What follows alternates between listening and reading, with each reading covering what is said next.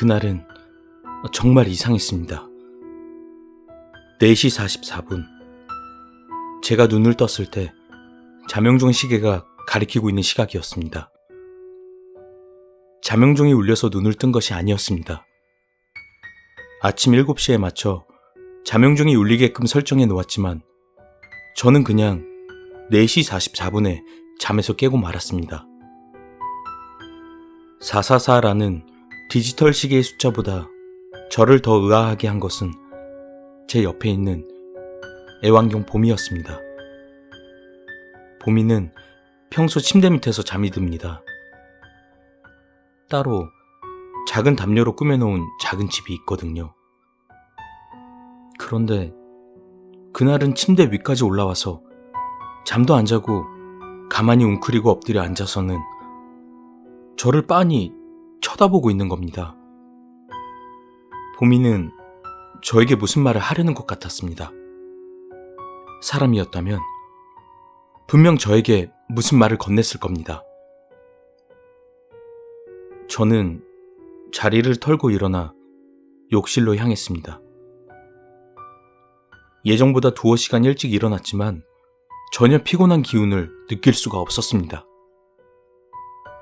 샤워를 하면서 샴푸를 하고 양치를 하고 면도를 했습니다. 업무에 대한 스트레스 때문인지 빠지는 머리카락의 수가 부쩍 늘어난 것 같았습니다. 욕실 하수구의 물이 잘 빠지지 않는 것으로 보아 제가 느끼지 못하는 사이에 상당수의 머리카락이 하수구로 들어간 것 같았습니다. 면도를 하는 도중 턱 아래쪽에 따끔거리는 느낌이 있어서 손가락으로 쓱 문질러 봤더니 피가 살짝 묻어나왔습니다. 보통은 이런 일이 없었는데 기분이 조금 언짢았습니다. 시간 여유가 있어서 간단히 아침밥을 준비해서 먹고 가려고 했는데 접시 하나를 떨어뜨려 박살내는 바람에 그냥 포기하기로 했습니다. 어제 하루 종일 먼지 하나 없이 바닥까지 광택을 내며 청소를 했는데 살짝 짜증이 밀려왔지만 저는 다시 먼지 하나 없이 깨끗하게 바닥을 쓸고 닦았습니다.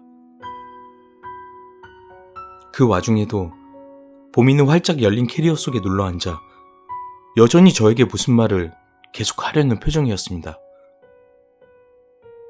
심지어 제가 옷을 차려입고 있을 때 바지 끝자락을 물고는 이리저리 당기기까지 하는 겁니다. 현관문을 나섰을 때 엘리베이터 앞에서 옆집 아줌마와 마주쳤습니다. 우리 부부 싸우는 소리와 봄이 짖는 소리에 몇 번 우리 집 현관문을 두드렸던 여자입니다. 그닥 좋은 느낌으로 만난 이웃은 아니었죠. 애써 서로 외면하면서 20층을 내려가는 시간이 너무나도 길게 느껴졌습니다. 그러나 그 어색한 침묵은 바로 깨졌습니다. 소매자락이 피 아니에요? 라며 갑자기 아줌마가 묻더군요. 면도하다 상처난 곳이 아직 덜 아물었었나 봅니다. 아줌마 말대로 흰 셔츠 소매에 물방울 같은 작은 핏자국이 묻어 있었습니다. 또다시 짜증이 밀려왔지만 그 아줌마 앞에서는 티를 내고 싶지 않았습니다. 어디 멀리 가시나 봐요 라는 말에 전 대답 대신 살짝 고개만 끄덕였습니다. 저의 불편한 심기를 감지했는지 그 아줌마는 더 이상 저에게 말을 걸지 않았습니다. 저도 마찬가지로 한 손에 캐리어, 다른 한 손엔 보미를 안고는 아무 말 없이 엘리베이터 숫자 화면만을 바라보고 있었습니다. 1층에 도착하자 아줌마는 힐끔 저를 한번 쳐다보고는 전염병 환자라도 본 것처럼 빠른 걸음으로 사라지더군요. 나도 숨막혀 죽는 줄 알았다고 욕을 한 바가지 하고 싶은 그런 심정이었습니다. 저는 보미를 호텔링 서비스하는 애견센터에 맡긴 다음에 차를 몰고 공항으로 향했습니다. 그런데 차가 조금씩 밀리는 겁니다.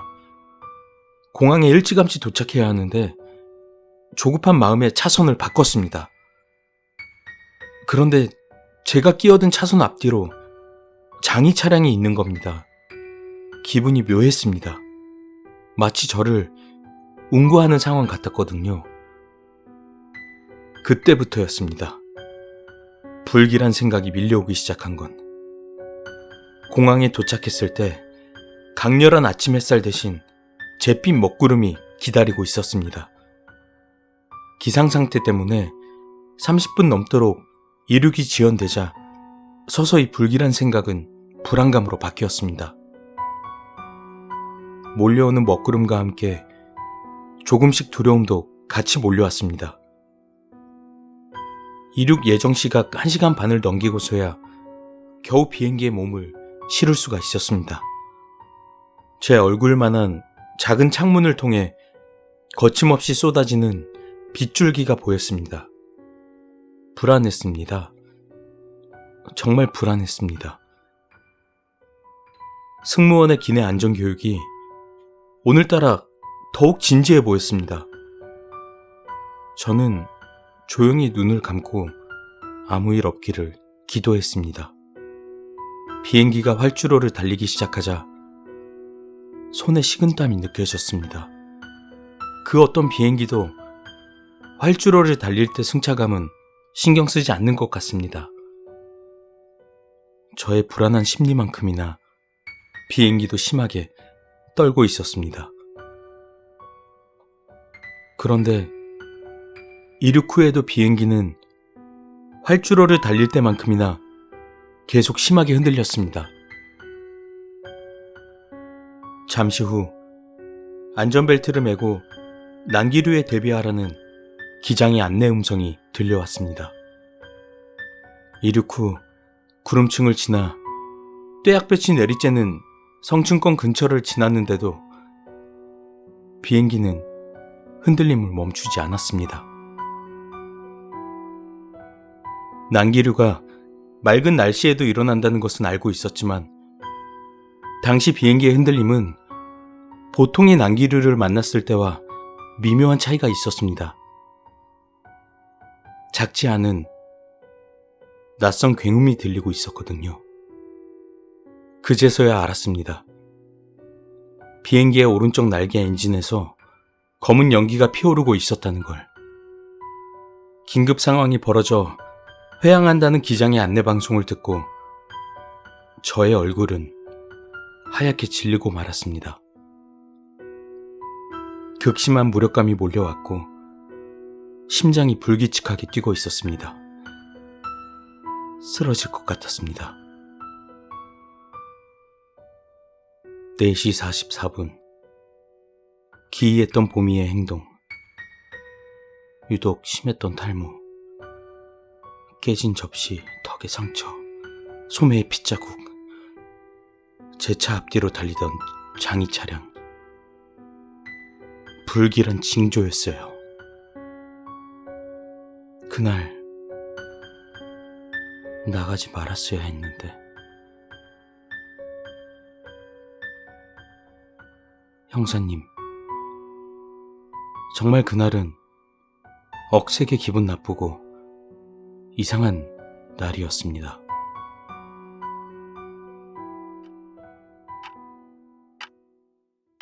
남자의 말이 끝나자 담당 형사가 볼펜을 쥔 손으로 턱을 한번 만지더니 입을 열었다. 당신에겐 그랬을지 몰라도 우리에겐 아주 운수 좋은 날이었지. 만일 그대로 당신이 중국으로 들어가 왕서방이라는 흔하디 흔한 중국인 행세를 했으면 우린 영원히 당신을 못 잡았을 거야. 당신이 죽인 마누라는 발견될 때까지 안방에서 계속 썩고 있었겠지. 형사님, 그런데 어떻게 그렇게 마누라를 빨리 발견해서 날 추적한 겁니까? 담당 형사는 신고자의 신변을 보호하려는 듯 입을 열지 않았다. 그러자 남자는 뭔가를 깨달은 듯 무릎을 탁 치고는 해맑게 웃으며 입을 열었다. 아, 그날 보미가 무슨 말을 하고 싶었는지 이제 알겠네요. 무슨 말? 형사의 물음에 남자는 웃음기를 지우고는 무서운 눈으로 노래 보며 말을 이었다. 멍청한 주인아, 지금 나가지 마. 눈치 빠른 옆집 아줌마 만나니까.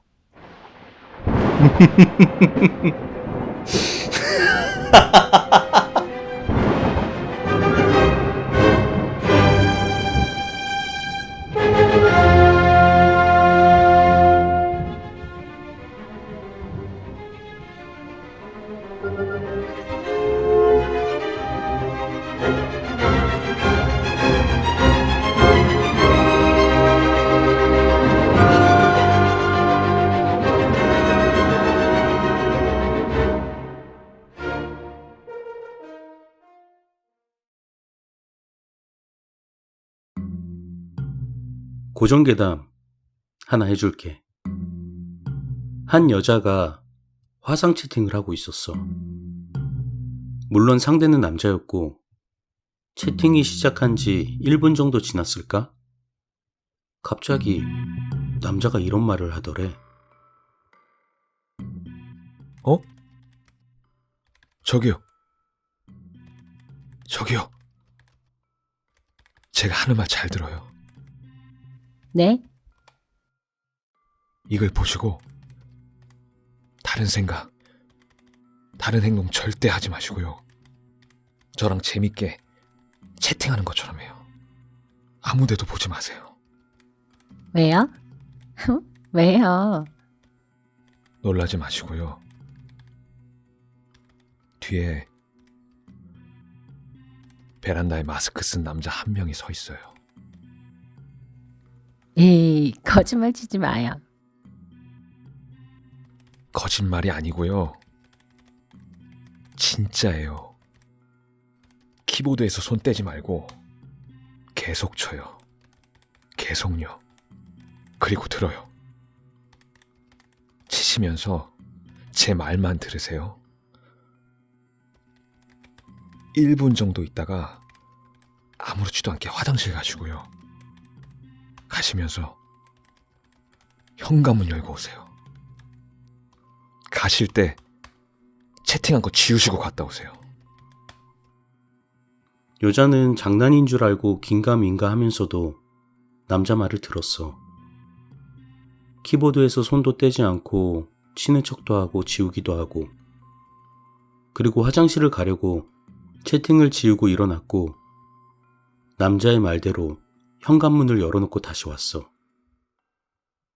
근데 남자가 더 굳은 표정을 하고 이렇게 말하더래. 아무 데도 보지 마요. 제발요. 제 말 들어요. 키보드에서 손 떼지 말고 누르면서 치는 척해요. 아직 베란다에 서 있어요? 저 보고 있어요? 아니요. 놀라지 마시고요. 지금 아무 행동도 하지 마시고요. 지금 침대 밑에서 당신 보고 있어요. 뒤 보지 마시고요. 귀에 보시고 침대 쪽으로 의자 빼신 다음 도망가세요.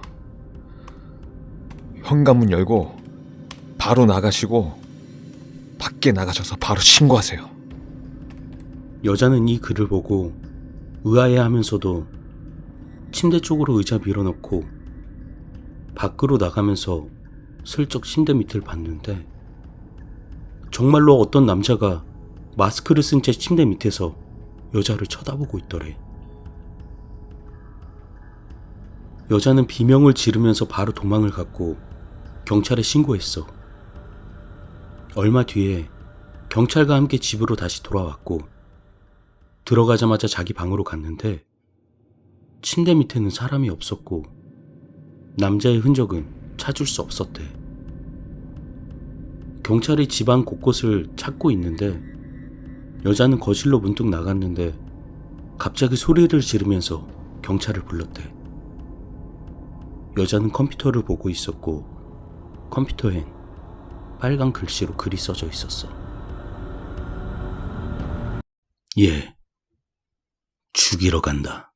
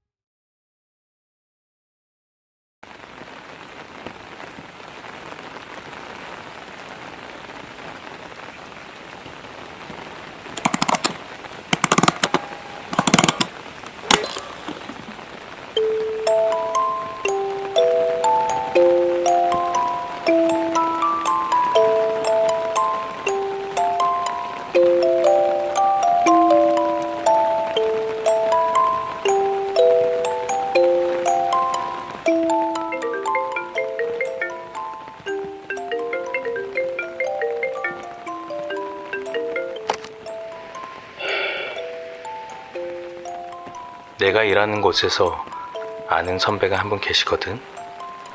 그렇게 잘생기지도 않았고 엄청나게 유능한 회사원이라고는 할 수 없지만 후배들도 잘 챙겨주고 성격도 괜찮은 남자라서 많이 친했었어.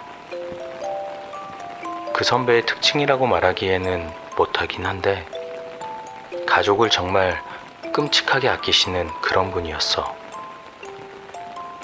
부인이랑 딸아이에 대한 이야기만 시작되면 정말 끝이 없었지. 그런데 몇 년 전 그 두 명이 사고로 죽어버리고 말았어. 정말 사람이란 한순간에 이렇게 망가질 수 있는 거구나 싶을 정도로 그 선배는 꽤 몸집도 있던 분이셨는데 엄청 짧은 시간 만에 살이 쪽 빠져버린 거 있지. 일도 제대로 하지 못하게 됐지만 누가 선배를 탓하겠어. 휴일을 주려고 해도 집에 있기 싫다고 하니까 어쩔 수 없이 방치하는 그런 느낌이 돼버렸었어. 그러던 어느 날 선배가 한밤중에 나에게 전화를 한 거야. 부인과 딸이 돌아왔다라며. 처음에는 또 술에 취해서 이러는가 보다 했는데 아침에 출근하니까 선배가 아는 모든 사람들에게 그런 전화를 한 거 있지. 우리 모두 질려 있는데 선배가 사무실로 들어왔어. 정말 행복한 표정을 한 채로. 그리고 전혀 취하지 않는 상태로 가족들이 돌아왔다라며 축하해달라고 하더라고. 우리들은 얼떨결에 축하한다라고 말해주기는 했지만 장례식장까지 모두 참가했던 사람들이라 갑자기 왜 그러는지 전혀 이해하지 못했었어. 결국 이렇게라도 현실 도피를 하지 않으면 정말 미쳐버릴 것 같아서 그런 말을 하는 걸 거라고 우리끼리 단정 지었지. 그 후로 선배는 예전 모습으로 돌아가기 시작했어. 살도 도로 찌고 자주 웃고 성격이 좋았던 예전의 선배로 돌아온 거야. 물론 그게 좋기는 했는데 예전보다 훨씬 더 부인과 딸의 이야기를 하려고 했어. 나를 포함한 지인들은 선배가 그 이야기를 꺼내려고 할 때마다 필사적으로 다른 화제로 말을 돌렸어.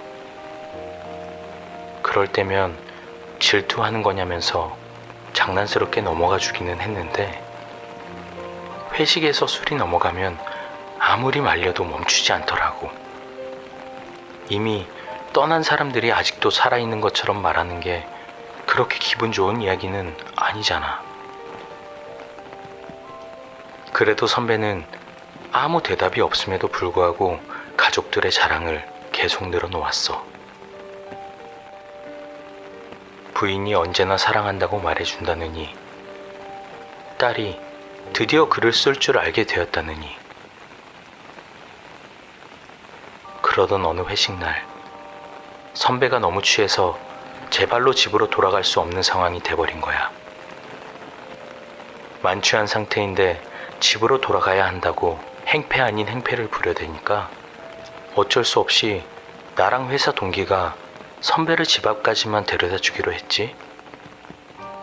그런데 택시가 집 주변에 도착한 순간 선배가 갑자기 벌떡 일어나더니 우리들에게 여기까지 와준 김에 우리 이쁜 부인이랑 딸 얼굴 좀 보여줄까? 라는 거야. 나는 너무 싫어서 너무 늦었으니 다음에 인사를 올리러 오겠다고 온갖 핑계를 대며 거절했지만 선배잖아. 게다가 취했는데 놓아주지 않았지. 거기다 어째서인지 회사 동기가 선배의 집 안에 뭐가 있는지 보고 싶지 않냐라며 가보자고 부추기는 거야. 결국 어쩔 수 없이 선배의 집 문 앞까지 걸어갔어. 이 아빠 왔다. 문 좀 열어줘. 선배는 문 좀 열어달라며 이웃에게 폐가 끼칠 것 같은 목소리로 문 앞에서 커다랗게 소리 질렀어. 물론 열쇠를 가진 상태임에도 불구하고 말이야. 당연히 문 너머는 잠잠했지. 누가 있을 리가 없잖아. 이상하다. 잠들었나? 선배는 마지못해 꾸물꾸물거리며 열쇠를 주머니에서 꺼내들었어. 그런 선배가 치근하게 느껴질 무렵 현관문이 열렸어. 깨어 있었구나. 아빠가 맛있는 거 가져왔다. 선배는 해맑게 웃으면서 자신이 싸온 음식을 꺼내들었어. 집 안에는 불 하나 켜져 있지 않는데 말이야. 잠시 후 선배가 차라도 마시고 가라고 했지만 우리는 미친 듯이 고개를 휘젓고 거절한 다음 회사 동기와 도망치듯이 그곳에서 벗어났어. 택시를 타고 동기가 나에게 물어봤어. 선배 말이야, 뭐랑 살고 있는 거냐? 다음날 아침 선배는 숙취 있는 얼굴로 어제 민폐를 끼쳐서 정말 미안하다고 사과를 했어. 부인이 후배한테 그런 짓을 하면 안 된다고 엄청 혼났다라며 행복한 듯이 웃는 얼굴로. 그 사건 이후로 선배와는 예전보다는 서먹서먹해져 버렸어. 그리고 가끔씩 또 가족 자랑을 하기 위해 최근에 찍은 가족 사진을 보여주는데 사진 속에는 아무도 비춰져 있지 않아.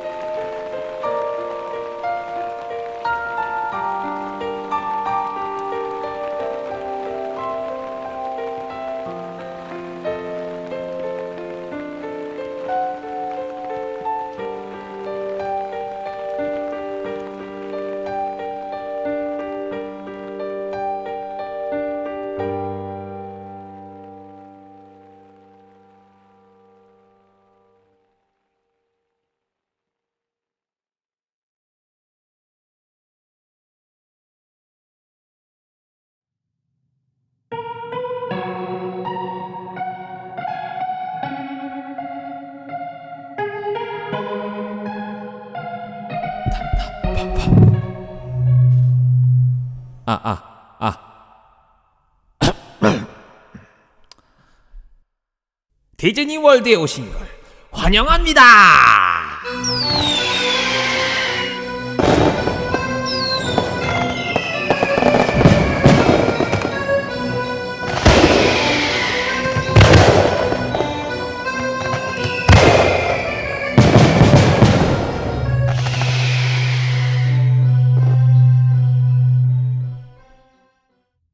예, 환영해요. 아, 맞다. 여러분들은 손님이 아니죠. 자, 그럼 세계적인 명소 디즈니 월드에 입사하신 여러분들을 환영합니다. 앞으로 저희 디즈니 월드에서 근무하게 될 여러분들이 지켜야 할 규칙이 몇 가지 있습니다. 디즈니의 직원들은 고객의 안전과 편안함을 최우선시합니다. 이와 같은 이유로 모든 디즈니 월드 직원들은 이 규칙을 반드시 따라야만 합니다. 규칙을 어길 시에는 징계 조치가 있을 것입니다. 첫 번째, 고객님들이 찍은 사진을 확인하여 주십시오. 고객님들께 친절히 대하면서 사진에서 이상한 점이 없나 확인하여 주십시오.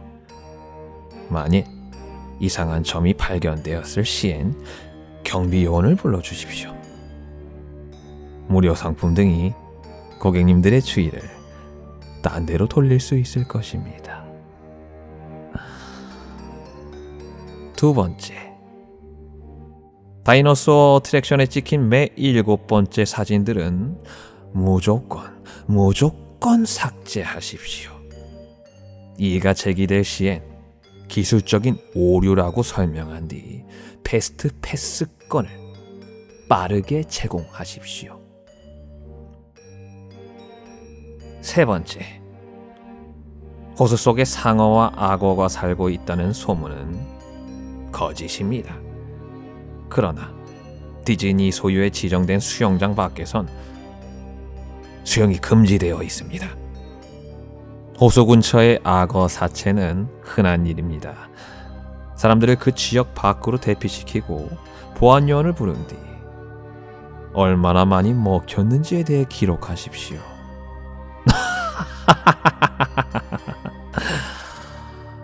다섯 번째, 미키마우스는 한 번에 단 한 명만 나갑니다. 만일 두 번째 미키마우스가 사인 회장에서 발견되었을 시에는 눈 부분을 확인하여 주십시오. 모든 디즈니 코스튬은 눈에 구멍이 뚫려 있습니다. 만일 눈 쪽에 구멍을 찾지 못했다면 사인회는 계속해서 진행하되 사진 촬영을 불허하십시오. 사인회가 마무리된 이후 즉시 보안요원에게 연락하십시오. 떨어져 있는 두 번째 미키마우스를 발견했다면 그를 터널 쪽으로 유인하십시오. 오리들은 이것 때문에 그곳에 존재합니다. 그 후 즉시 그 자리에서 떠나십시오. 그리고 절대로 뒤를 돌아보지 마십시오. 뒤를 돌아보면 내가 있다.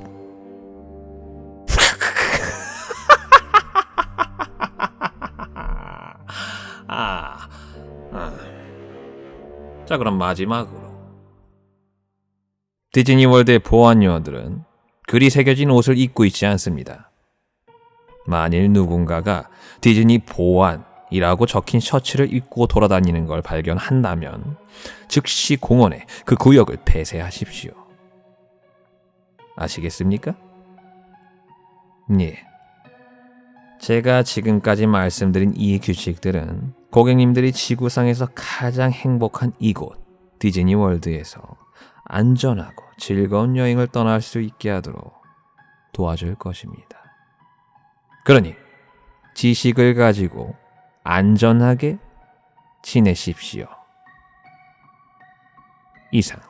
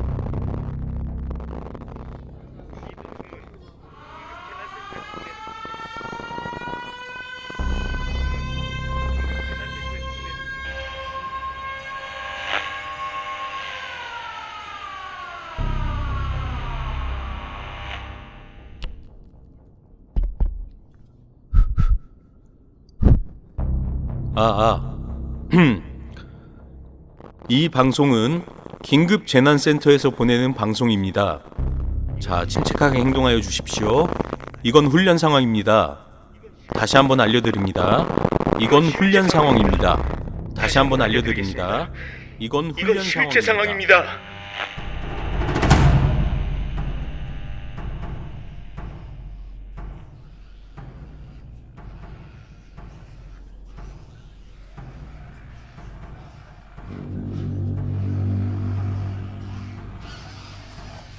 외부에 있는 분들은 지금 당장 가까운 집 안으로 들어가 주십시오. 절대로 밖에 남아 있어서는 안 됩니다. 다시 한번 알려드립니다. 절대로 밖에 남아 있어서는 안 됩니다. 이 모든 건 훈련 중 일어날 수 있는 사고에서 여러분들의 안전을 지키기 위해서입니다. 집 안에 계신 분들은 창문을 닫고 편하게 계십시오. 아닙니다. 창문을 빛이 셀 수 없는 천으로 가리거나 창문이 없는 방으로 이동하여 주십시오. 다시 한번 알려드립니다. 창문을 빛이 셀 수 없는 천으로 가리거나 다시 한번 창문이 없는 알려드립니다. 방으로 집 안에 계신 당장 이동해 분들은 주십시오. 창문을 닫고 편하게 계십시오. 훈련 중에 악취가 발생할 수 있으나 인체에 영향이 가지 않으니까 안심하셔도 됩니다. 만약 악취와 함께 무엇인가 인기척이 느껴진다면 훈련을 진행 중인 요원이므로 놀라시지 않아도 됩니다. 훈련을 진행 중인 요원은 단 한 명도 없습니다. 다시 한번 알려드립니다. 훈련을 진행 중인 다시 요원은 한번 알려드립니다. 단 한 명도 없습니다. 만약 인기척이 느껴진다면 훈련을 진행 중인 요원이므로 절대 놀라시지 않아도 됩니다. 자, 요원이 창문을 두드리면 똑같이 창문을 두드려 집안에 사람이 있다는 것을 알리십시오. 훈련 중 민간인의 생존 여부를 파악하기 위함이니까 절대로 염려하지 않으셔도 됩니다. 절대로 반응하지 마십시오. 다시 한번 알려드립니다. 다시 한번 훈련 중 알려드립니다. 민간인의 생존 여부를 파악 절대로 반응하시면 안 됩니다. 마시고 창문을 두드리면 되겠습니다. 진짜 벌써 왔어.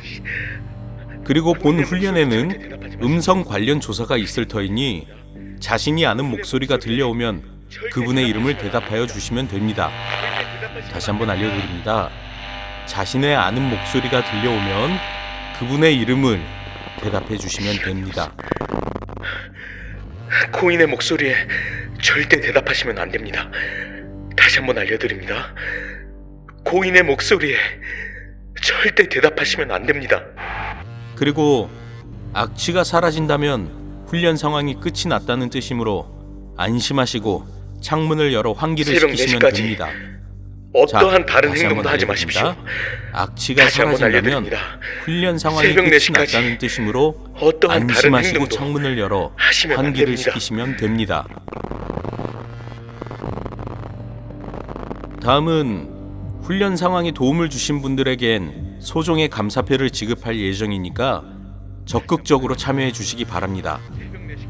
그리고 추가적으로 달콤한 향이 느껴진다면 실험 중인 화학성 가스가 침투한 것이니까 아래를 확인하여 핑크빛 가스가 들어왔는지 확인해 주시기 바랍니다. 그리고 달콤한 향이 느껴지신다면 무슨 일이 있어도 밑을 내려다보시면 안 됩니다. 훈련 상황이 곧 시작됩니다. 절대로 여러분들의 무슨 일이 적극적인 있어도 참여를 밑을 부탁드립니다. 내려다보시면 안 됩니다. 곧 훈련이 곧 시작될 상황이 예정이니까 여러분들의 이것은 적극적인 실제 참여를 상황입니다. 부탁드립니다. 여기까지 긴급 재난센터에서 알려드렸습니다. 제발 이것은 실제 상황입니다.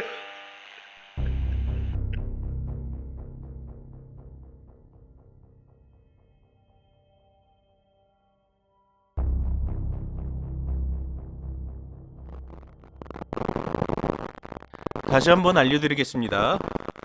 이것은 훈련 상황입니다. 이것은 훈련 상황입니다. 적극적인 참여를 해주시기 바랍니다. 지금까지 긴급 재난센터에서 알려드렸습니다.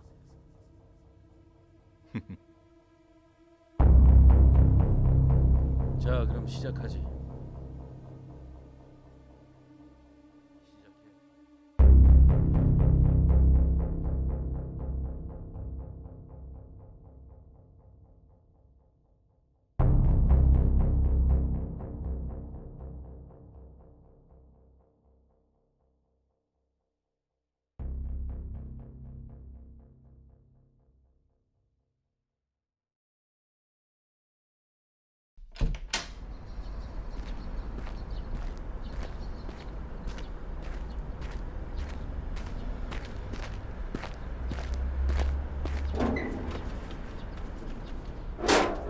매일 시간이 흘러갈 때마다 전쟁이 평화로운 결말을 맺지 않을 거란 사실은 점차 명백해졌다. 모든 미국인들은 정부에게서 편지를 한 통 받았다. 편지에는 간단한 팜플릿과 함께 짧은 지침과 그림들이 적혀 있었다.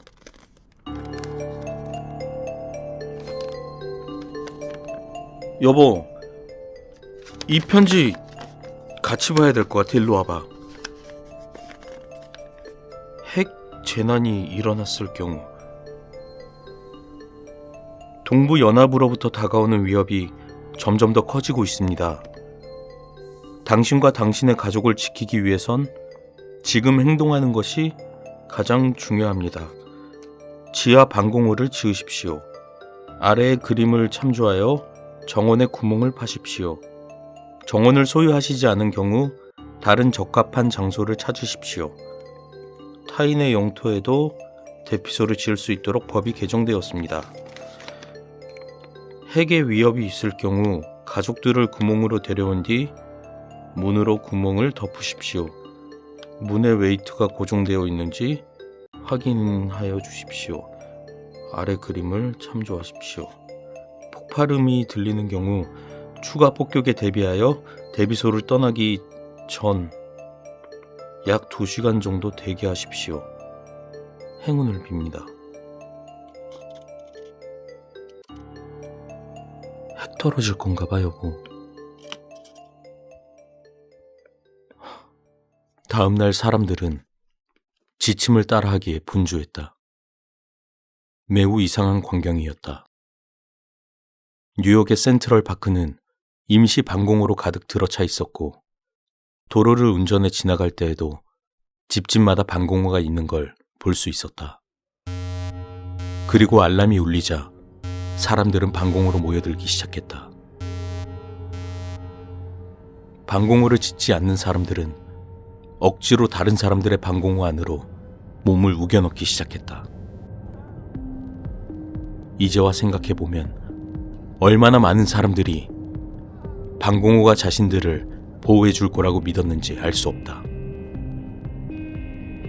그리고 얼마나 많은 사람들이 단순히 자신의 무덤을 파도록 지침받았다는 걸 깨달았는지도. 전쟁엔 돈이 많이 들고 한 푼이라도 아쉬우니까.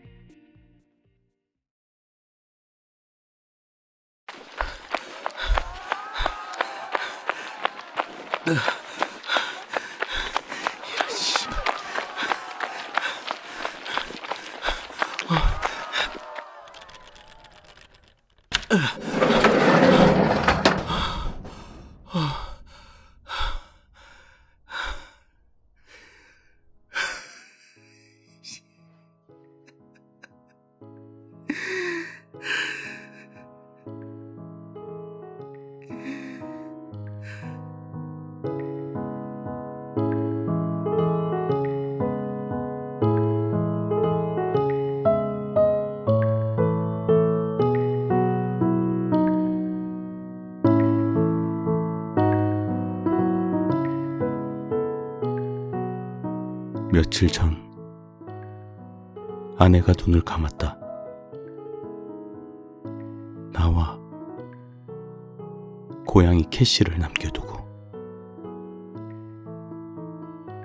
마지막 남은 통조림을 캐시에게 전부 주었다. 그리고 나는 힘없이 라디오를 켰다.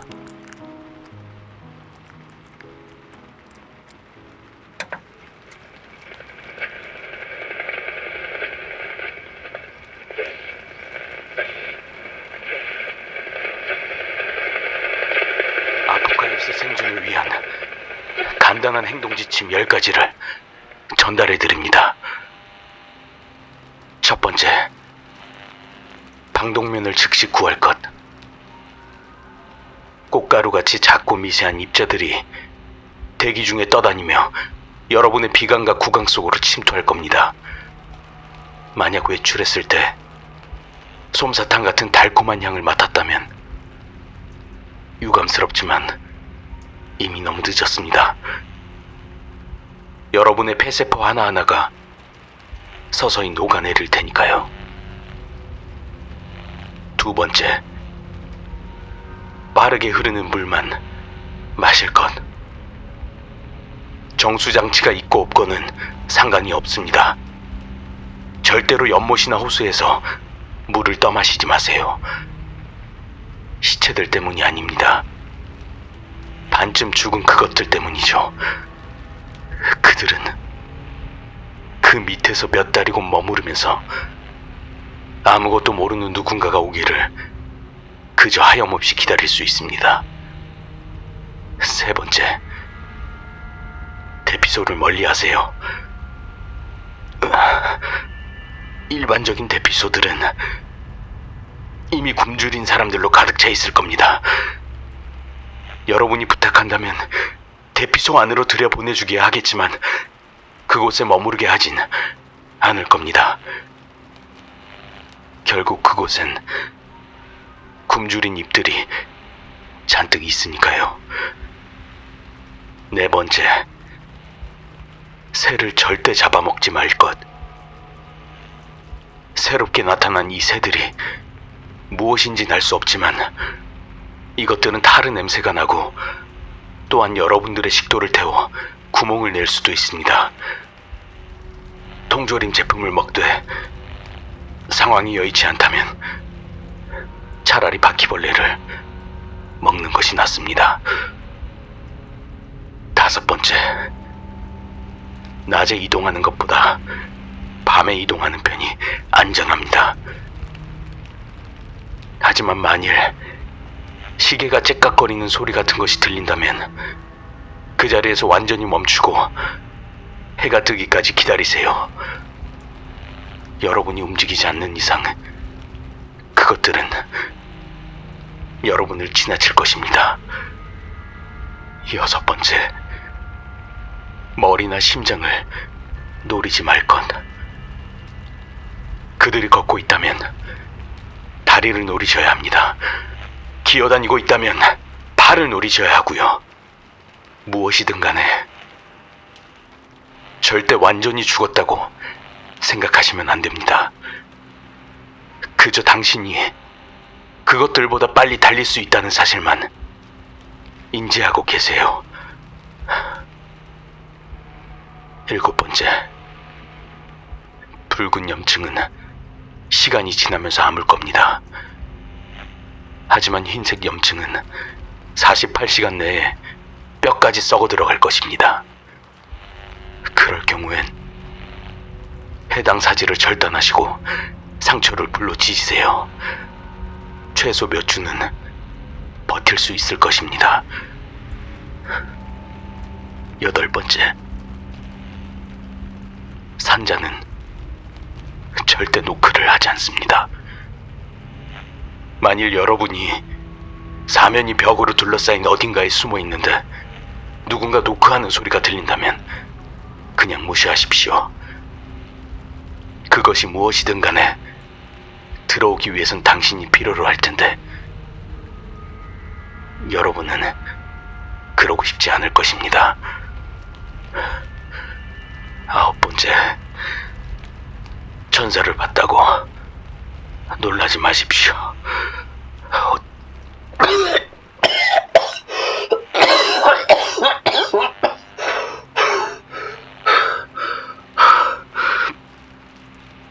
천상의 빛으로 이루어진 생명체를 보는 건 지극히 평범한 일입니다. 그건 그저 당신 시신경에 기생충이 달라붙어 있다는 의미니까요. 그것들은 당신을 죽일 수도 없고 그저 당신의 누나를 안쪽에서부터 파먹어 들어갈 겁니다. 마지막 10번째. 당신을 위해 항상 마지막 한 발을 남겨놓으세요. 그날 이후로 이곳에서 삶을 이어나간다는 건 용기가 필요한 정말 어려운 일입니다. 그러다 당신도 지치고 말겠죠. 그리고 결국엔 깨닫게 될 겁니다. 이 아포칼립스에서 당신이 할 수 있는 모든 행동 중 살아남는 일이 가장 최악이란 걸. 하지만 그 진실을 깨닫는 건 당신의 몫으로 남겨두겠습니다. 그때까지 행운을 빕니다.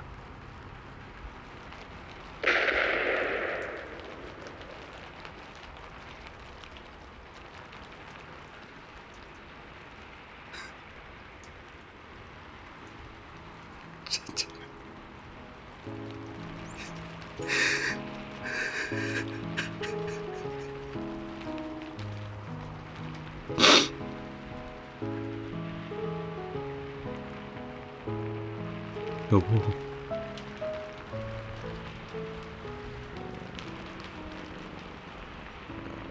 캐시야, 많이 먹었어? 우리 엄마 만나러 갈까? 아빠는 금방 따라갈 테니까. 우리 캐시 먼저 가서 엄마 만나고 있어. 사랑해. 미안해, 캐시.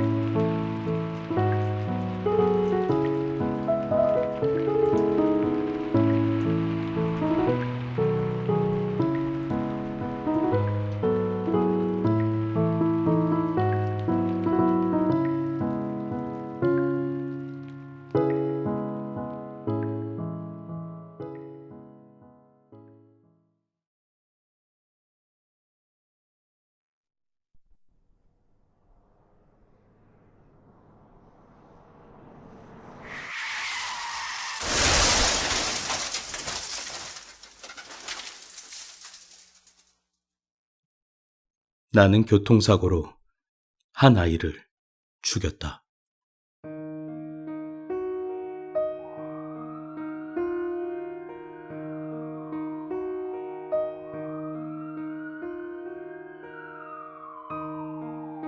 끔찍한 죄책감을 느끼며 나는 아이의 부모에게 말했다. 할 수만 있다면 그 애 대신 죽고 싶노라고. 3주 뒤 새로운 의료 기술이 발표되었다. 한 생명을 담보로 또 다른 생명을 살릴 수 있는 수술법이었다.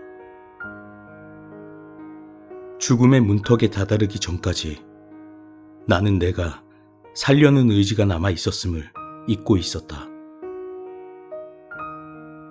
나는 아이의 부모 옆에 가만히 앉아 있었다. 응급실에서 의사가 나와 둘에게 천천히 고개를 저었다. 아이의 부모가 짓는 표정을 두 눈에 담은 순간 나는 다시금 죽고 싶다고 생각했다. 부부의 아들을 죽인 것은 나였다. 완전히 죽은 것은 아니었다. 그러나 아이의 장기가 받은 충격은 생명 유지 장치와 혼수 상태라는 두 진창의 손에 소년을 떨어뜨렸다. 의사들은 소년이 혼수 상태에서 깨어나기는 불가능할 것이라고 말했다. 난 소년의 부모에게 용서를 빌었다. 할 수만 있다면 내가 대신 죽고 싶노라고 외쳤다. 아이의 엄마는 그저 희망을 잃은 눈으로 나를 바라보았다.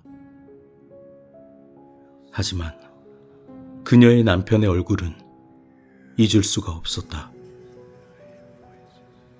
그 분노, 고통, 경멸에 가득 찬 얼굴은 어쩌면 소년의 아버지는 내 발악이 얼마나 속빈 거짓말인지 눈치를 채기에 그토록 분노하고 고통스러워했을지도 모른다.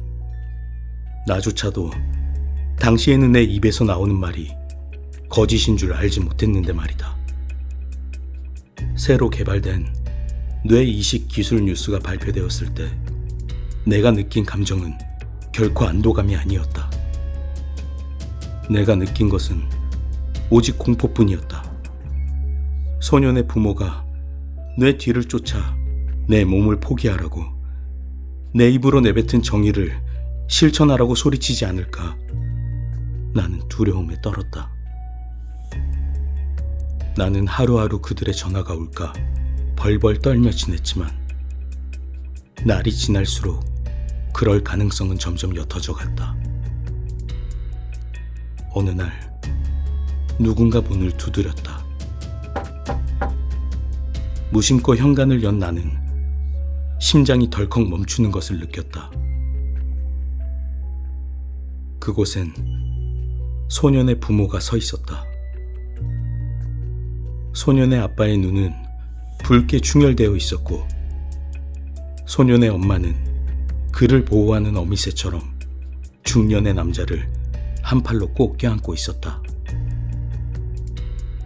나는 얼어붙었다. 한 단어가 간신히 입술 사이를 비집고 나오려 하고 있을 뿐이었다.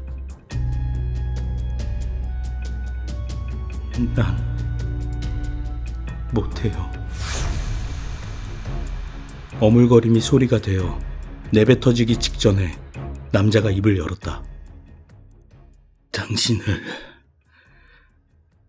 용서한다고 전해주라더군요. 아이의 아버지가 말했다. 이해할 수가 없었다. 소녀는 둘에게 마지막 담소를 나눌 기회도 주지 못한 채 그날 세상을 등졌었다. 누가 말입니까? 의사들이 틀렸었기를, 소년이 자리에서 일어나 말끔히 살아났기를 감히 바라며 나는 물었다. 남자는 모자를 벗어 손에 쥐었다. 빨갛게 충혈된 이마의 수술 흉터가 드러나 보였다. 제 아빠가요.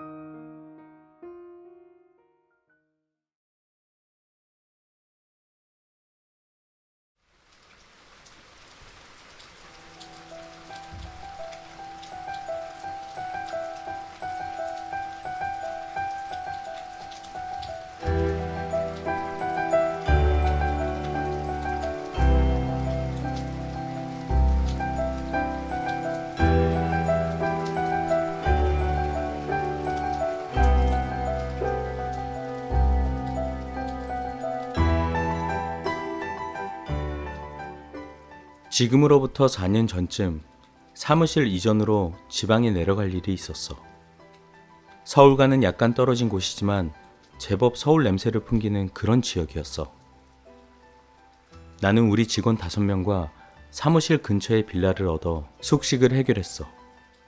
빌라가 위치한 동네는 약간 시골틱한 분위기였는데 쉽게 표현하자면 동네 사람들이 서로의 얼굴을 다 아는 마치 시골 부락 같은 그런 곳이었어. 우리 일행은 거의 아침에 일을 마치는데 누구 하나 할 것 없이 모두 녹초가 되곤 해. 그래서 보통 아침밥은 식당에서 해결했어.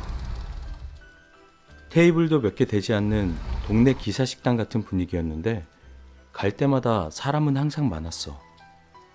첫날 식당을 들어갔는데 사람들이 우리 일행들을 빤히 쳐다보더라고. 밥 먹던 숟가락까지 놓고 말이야. 며칠 동안 그런 시선이 계속 느껴져서 식당 아줌마에게 물어봤어. 그랬더니 다른 사람이 아니라 나를 쳐다보는 거라고 아줌마는 자초지정을 얘기해 주시더라. 이 동네가 원래 보살들이 많기로 유명한 동네인데 각 지방에서 유명세 좀 떨치다 흔히 말하는 신발 떨어진 나이 드신 보살들이 모여든다 하더라고. 내가 첫날 밥 먹으러 왔을 때 나를 쳐다보던 분들이 전부 보살님하고 박수들이었대. 내가 문을 열고 들어갔는데 내 등 뒤에 장군신이 보인다는 둥 신기가 너무 세서 새로 이사온 박수라고 생각했다는 거야. 물론 며칠 뒤엔 오해가 풀렸고 그날을 계기로 나는 새로운 인연들을 만들어 나갔지. 그 당시 나이가 50 중반 넘어선 아주머니가 있었어. 젊은 시절 나비보살이라고 엄청 유명했다나 봐. 그래서인지 몰라도 같은 보살들 사이에서도 조금 일진 같은 느낌이 있었어. 가끔 쉬는 날이면 직원들은 가족들 품으로 돌아가곤 했는데 그때 당시 나는 총각이었기에 혼자 빌라에 남고는 했어. 그럴 때마다 나는 항상 그 식당에서 혼자 밥을 먹었는데 그러다 보니 그곳을 아지트 삼아 지내시던 보살님들과 술자리도 많이 하게 되고 자연스럽게 어울려 지냈지. 특히 나비보살 차씨 아줌마랑 40대 박수무당 방씨 아저씨랑 그 두 분이랑 매우 친해졌어. 형님 누나 할 정도로 말이야. 그렇게 친해졌을 무렵 난 항상 궁금하던 게 있어서 술김에 궁금한 것을 물어봤어. 다들 이 얘기 한 번씩 들어본 적은 있을 것 같아. 곧 죽을 사람이 점을 보러 오면 물구나무 서서 들어온다는 거. 근데 그 얘기를 듣고 방씨 형님이 박장대소를 치며 웃더라고. 자신도 그 얘기를 어디서 들어본 것 같다며 미안한 말이지만 그 얘기를 지어낸 사람 혼좀 나야 한대. 죽을 사람이 점 보러 오는 경우가 종종 있다고는 하는데 물구나무 서서 들어오는 건 헛소문이고 손금을 보게 되면 손바닥에 아무런 지문도 없대. 간혹 손바닥 지문이 선천적으로 없는 사람들도 있어서 손바닥만한 거울을 그 사람 손에 대본다고 하더라. 거울에 비춰진 손에 지문이 보이는데 자신의 눈에 보이지 않으면 긴 말하지 않고 평안한 사준이 맘 편히 지내라고 하면서 돌려보낸대. 물론 복채도 받고. 우리가 글러봤던 보살들과 실제 보살들은 많은 차이점들이 있어. 같이 어울려 놀다 보면 무서울 때도 많고 말이야. 여튼 지방에 간 지도 몇 개월이 지났을 무렵이었어. 보살들 중에 처음 보는 여자분이 한 분 계시더라. 얼굴은 미인형에 나이도 나랑 얼추 비슷해 보였어. 근데 특이한 건 보살님들 사이에서 존재감이 없더라. 다들 그 여자를 쉬쉬하며 피하는 것 같더라고. 모임이 있어도 참석시키질 않는 걸 보니 뭔가 알 수 없는 사정이 있는 것 같아 보였어. 그러다 우연히 그 여인과 대화를 하게 되었는데 생각보다 이상한 점이라고는 찾아볼 수 없었지. 대화할 때 묘한 첫마디를 빼고는 말이야. 때마침 그때 우리 모습을 본 방씨 형님이 나를 급히 데리고 골목으로 데려가서 얘기하더라고. 저 여자랑 친하게 지내봐야 좋을 거 없으니까 신경 끄라고 말이야. 시간이 지난 후에야 방씨 형님이 왜 그런 말을 했었는지 비로소 알게 되었어. 내가 들은 바로는 그 여자에게 중학생쯤 되는 아들이 하나 있었는데 3년 전쯤에 교통사고를 당해서 혼수 상태였대. 신내림 받은 지 얼마 되진 않았는데 얼굴이 이뻐서 남자들이 많이 꼬였었나 봐. 그러다 보니 남의 가정 파탄 내기가 일쑤였고 매일같이 이 남자 저 남자를 만나며 술 마시고 모텔에 드나들었었대. 그 여인은 여자로서는 가벼웠지만 병원에서 혼수 상태에 빠진 아들만큼은 지극정성으로 돌봤대. 그러던 어느 날 음주 상태로 운전하다가 길 가던 한 여자를 차로 치고 달아나 버렸대. 뺑소니를 쳐버린 거야. 당시 뉴스에서도 의사가 인터뷰하기를 5분만 빨리 병원에 도착했더라면 사망 가능성은 없었다고 보도를 했었대. 아무튼 그 여자는 며칠 후에 뺑소니범으로 검거되고 뉴스에도 보도되었는데 웃긴 건 자신은 음주 상태라 사고 난지도 몰랐다며 막무가내로 우겨댔대. 사고로 사망한 여자는 두 자매를 홀로 키우는 30대 가장이었는데 유족들과는 합의할 생각조차 전혀 하지 않았었대. 뭔가 믿는 구석이 있었나 봐. 아니나 다를까 그 여자가 만나던 남자들 중에 법조계 쪽 사람들이 좀 많았었는지 그 남자들 도움으로 집행유예로 석방되었나 봐. 나도 언뜻 인터넷 기사를 본 기억이 있어. 유족들의 항의에도 불구하고 집행유예로 석방됐다는 말도 안 되는 기사 말이야. 그 사건 이후로 그 여자는 도시 생활을 정리한 뒤에 이곳 대학병원에 아들을 입원시키고는 작은 간판을 건 보살집을 하나 차렸대. 나도 처음 듣는 얘기였는데 이쪽 분들도 전국적으로 정기 모임이 있나 봐. 그래서 웬만한 소식은 다 알고 있다 하더라. 신기하지? 어찌됐든 그 여자가 이곳으로 이사 온 지 3개월쯤 됐을 무렵 혼수 상태였던 아들이 기적처럼 깨어났대. 담당 의사들도 기적이라면서 혀를 내둘렀었대. 동네 사람들은 며칠 동안 행복해하는 그녀의 모습을 봤지만 정작 축하 인사 한마디 건네는 사람은 단 한 명도 없었대. 그리고 며칠 후 나는 방시영님과 밤낚시를 하고 내 차로 집으로 돌아오는 길이었어. 대부도에서 뚝박 낚시를 했는데 우럭새끼를 꽤 많이 잡았었지. 엄청 기분이 좋았어. 회에다가 소주 한잔 할 생각에 빨리 집으로 가고 싶었지. 그리고 거의 동네에 도착했을 무렵 그 당시 왕복 4차선을 달리고 있었는데 맞은편에서 마주오던 차량이 이리저리 휘청거리면서 달려오고 있었어. 우리 차와 거리가 가까워질수록 나는 겁이 났어. 점점 무서워지더라. 방시영님도 당황했는지 속도 줄이라고 큰 소리를 질러댔어. 새벽 시간이라 차들이 없어서 다행이지 만약 저녁 퇴근 시간이었다면 대형 참사라도 났을 거야. 그 차가 점점 다가올수록 사고 날까 겁이 났는데 뒷차가 멈출 생각도 없이 바짝 뒤따라오는 바람에 급정지도 할 수 없는 그런 상황이었어. 그리고 어디로 튀어나올지 모르는 반대편 차량 때문에 속도를 낼 수도 없었어. 다행히 우리 쪽으로는 달려오지 않아 한숨을 내쉬려는 찰나 난 똑똑히 봤어. 그리고는 방시영님이 먼저 입을 열었지. 문구나, 너 봤지?